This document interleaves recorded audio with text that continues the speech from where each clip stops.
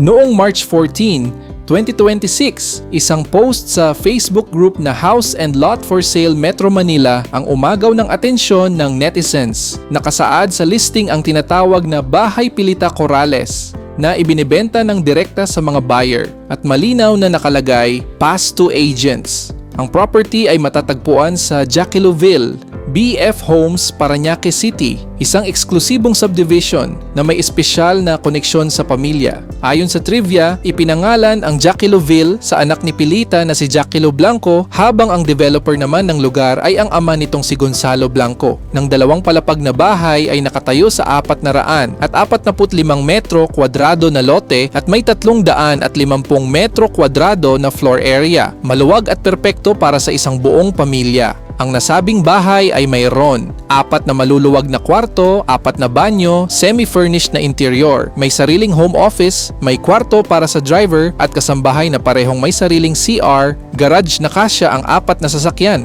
may solar heater, water tank at motor. Pagpasok pa lang, bubungad ang isang malawak na living area na may mataas na kisame at mezzanine style na design. Nagbibigay ng elegante at modernong pakiramdam. Kahit halos wala na ang dating laman ng bahay, makikita pa rin ang bakas ng nakaraan.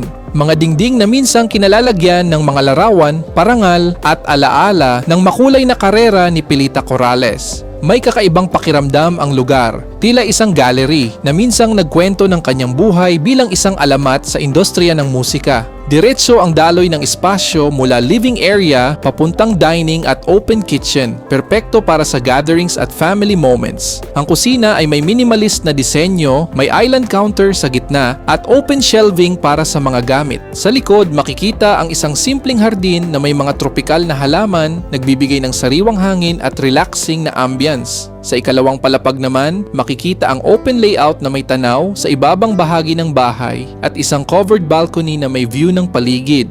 Noong April 12, 2025, pumanaw si Pilita Corrales sa edad na 87. Ayon sa kanyang pamilya, siya ay mapayapang pumanaw habang natutulog at walang iniulat na malubhang karamdaman bago ang kanyang pagpanaw. Ang bahay na ito ay hindi lamang isang property, isa itong tahimik na saksi sa buhay, tagumpay at alaala ng isang tunay na alamat. At ngayon, handa na itong magsimula muli sa bagong may-ari at sa panibagong kwento. Ano sa tingin mo? Makatarungan ba ang presyong 24 milyon peso para sa ganitong klaseng bahay na may kasaysayan? I-comment mo na yan sa ibaba at huwag kalimutang mag-like, share at mag-subscribe para sa iba pang trending at inspiring stories.